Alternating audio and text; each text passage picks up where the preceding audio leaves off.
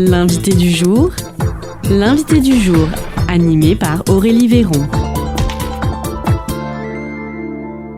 L'invité du jour sur Espoir FM, aujourd'hui, c'est Cédric Bourniquel. Bonjour. Bonjour. Alors, vous êtes le directeur d'ADES. Est-ce que pour commencer cet entretien, vous pouvez nous présenter de manière générale cette structure ? Alors l'ADES, ça veut dire Association pour le développement économique et social. C'est une association qui a été créée en 1987 et qui aujourd'hui est située sur deux sites dans le Lot-et-Garonne, donc Marmande et Tonneins. On accueille donc des personnes qui veulent se former vers les métiers du social, médico-social. On accompagne aussi des personnes qui sont sur des dispositifs d'insertion sociale et professionnelle, des bénéficiaires du RSA. On accompagne des gens qui sont dans un projet d'aide au choix professionnel, dans un projet de réorientation, de reconversion parfois. On a différents dispositifs, notamment avec un partenariat très important avec le Conseil régional Nouvelle-Aquitaine sur certains de ces dispositifs. Des formations sociales comme éducateur spécialisé, éducateur jeunes enfants, moniteur éducateur, accompagnant éducatif et social,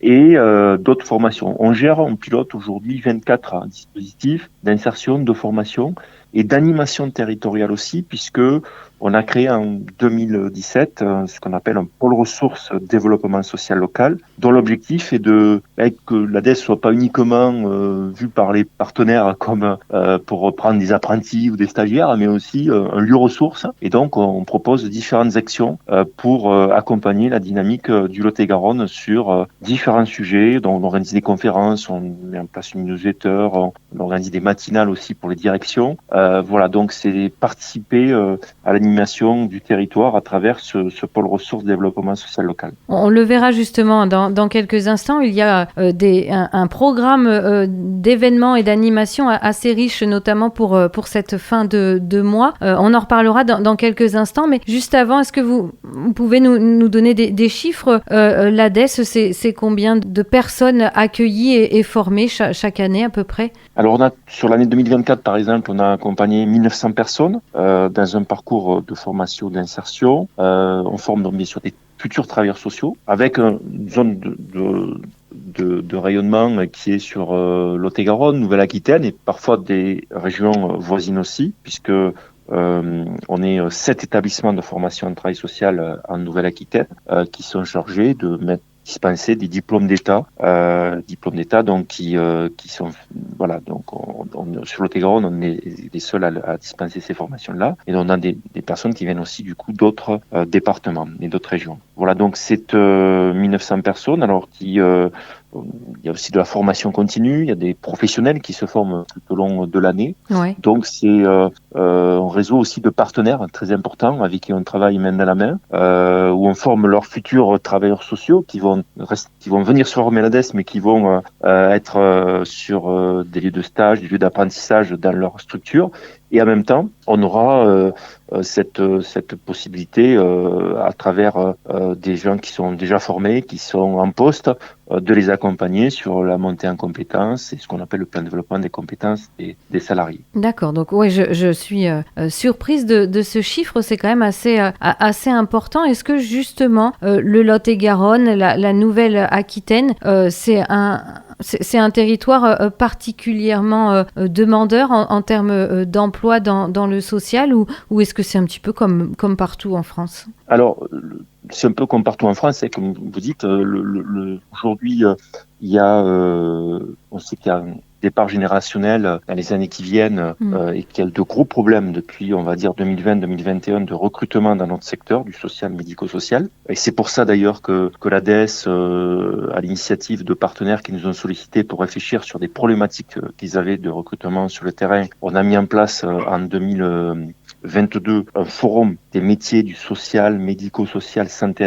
à domicile, un forum départemental qu'on a mis en place sur Tonneins, où il y avait plus de 100 partenaires présents, pour mettre en relation l'offre et la demande. Et de ce fait, c'est vrai que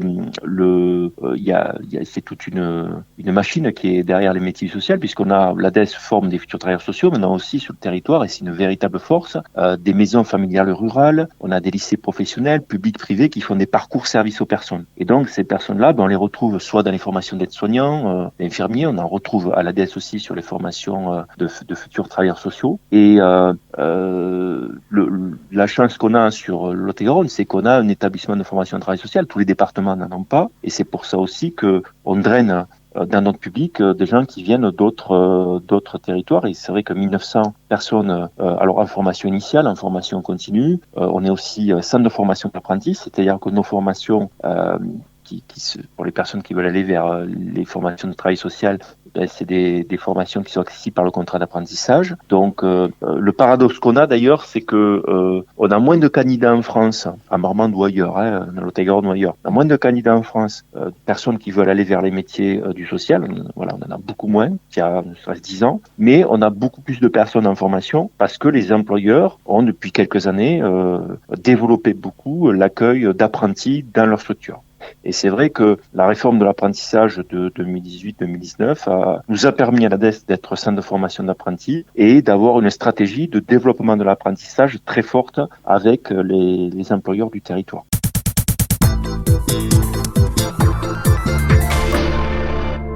Et donc, comme vous l'avez dit aussi, Cédric Bourniquel, l'ADES, c'est aussi le pôle ressources développement social et local. Et donc, c'est ce pôle ressources qui organise aussi de nombreux événements et animations tout au long de l'année. Oui, tout à fait. L'idée, c'était de travailler avec un réseau de partenaires sur les besoins qu'ils avaient en termes de formation. Alors, on fait des conférences sur des journées, sur des matinées.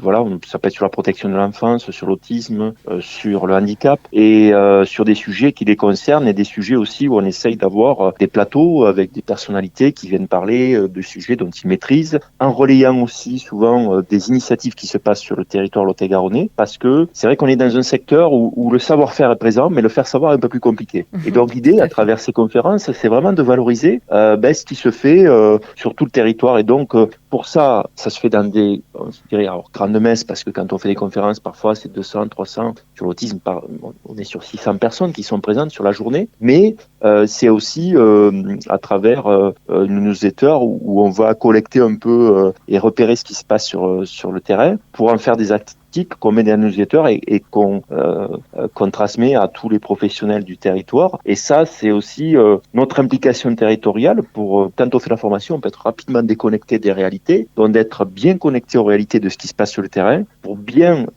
accompagner nos étudiants en formation et être en phase aussi avec la vie du territoire et l'ADN de l'ADES. L'ADN de l'ADES, c'est une association qui est très connectée avec un ancrage très fort au territoire lot-et-garonnais. Et donc, c'est vrai que cet établissement de formation en travail social, que moi j'ai rejoint il y a 10 ans, il a une force à plusieurs niveaux, c'est-à-dire que d'une part, il fait des formations, mais il s'occupe aussi de personnes qui sont en recherche d'emploi. On a un travail très particulier qu'on mène aussi pour les personnes en situation de handicap qui voudraient des personnes qui ont une RQTH qui sont en reconversion et qui voudraient aller vers les métiers du social. Donc c'est bien mailler le territoire pour permettre aux personnes du Lot-et-Garonne, d'ailleurs aussi bien sûr, de pouvoir accéder à des formations en proximité. D'accord, donc voilà, ça fait beaucoup d'événements. On va en donner justement quelques-uns en exemple. Là, très bientôt, par exemple, cette semaine, à la période où on diffuse cette interview, c'est la semaine des métiers de l'autonomie. C'est bien ça, ça a commencé le 24 novembre, c'est ça? Voilà, ça commence le 24 novembre et on est dans une semaine qu'on a pensée avec un réseau de partenaires pour parler de ces métiers-là, donc les métiers autour du handicap, du domicile. Et il y a plusieurs actions qui sont prévues tout au long de la semaine avec des théâtres forums, des établissements qui ouvrent aussi leurs portes au public pour venir découvrir un peu comment ils accompagnent les personnes qu'ils reçoivent. On a là une MFR qui vient expliquer comment pourquoi on s'orientait vers les métiers de l'aide à la personne. On a des EHPAD qui ouvrent aussi leurs portes pour, pareil, découvrir un peu les métiers qu'on peut retrouver dans un EHPAD, parce que quand voilà, si on n'est pas de ce secteur-là, on n'a pas des représentations sur les métiers qu'on peut retrouver dans ce type de structure. On a des conférences aussi qui sont organisées. On en a une le 28 novembre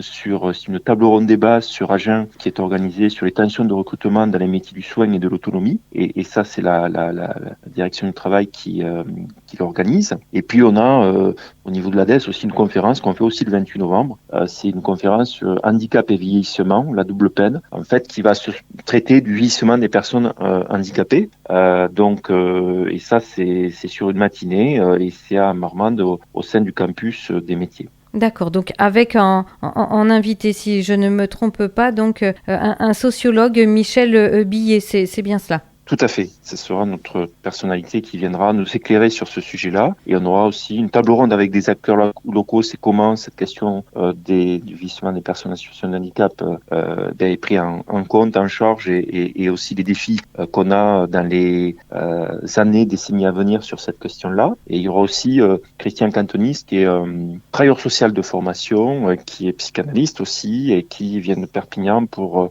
donner aussi un rapport d'étonnement de cette situation-là et des pistes aussi sur lesquelles on peut s'appuyer pour faire évoluer la situation des personnes, mais aussi des familles autour. D'accord, donc oui, une conférence aussi très très intéressante, une conférence qui se passe au campus des métiers de Marmande, donc Allée des Tabacs, c'est dans l'amphithéâtre, c'est ça, à partir de 8h45. Voilà, 8h45 le vendredi, donc 28 novembre, donc il y a la communication sur les réseaux sociaux, il faut bien sûr s'inscrire pour participer, mais on a une capacité d'accueillir jusqu'à 300 personnes, donc il n'y a pas de problème et c'est ouvert bien sûr aux familles, aux personnes accompagnées, aux professionnels. Voilà, on essaye dans ces conférences-là que ce qui est proposé la matinée s'adresse à un public le plus large possible. D'accord. Et en priorité aussi aux personnes concernées. Tout à fait. Une conférence gratuite aussi. On peut d'ailleurs retrouver toutes les informations sur le site internet www.adesformation.fr. C'est bien cela. Tout à fait. On va revenir aussi sur un autre événement, celui-ci début décembre. Je pense que c'est un événement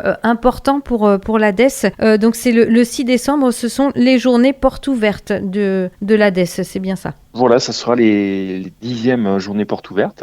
10 ans qu'on est démarré l'ouverture de nos locaux, maximum de personnes qui veulent découvrir. Alors d'une part nos formations, et sur ce temps-là c'est un temps fort parce que c'est de 9h à 13h, donc le samedi 6 décembre, et en général tout dans une ambiance très conviviale.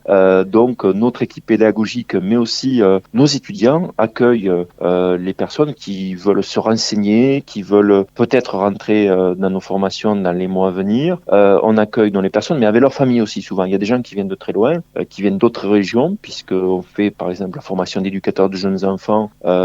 C'est une formation qui est faite sur Toulouse, Bordeaux, Poitiers ou Limoges. Donc à travers ça, comme c'est sur un concours aussi, ces formations-là, on touche un public assez large. Donc c'est un temps fort parce que ça permet d'avoir une rencontre directe avec l'équipe pédagogique. Les étudiants aussi amènent leur vision, puisqu'on a des étudiants de première, deuxième, troisième année qui sont avec nous et qui permettent de valoriser aussi comment ils vivent leur parcours au niveau de l'ADES.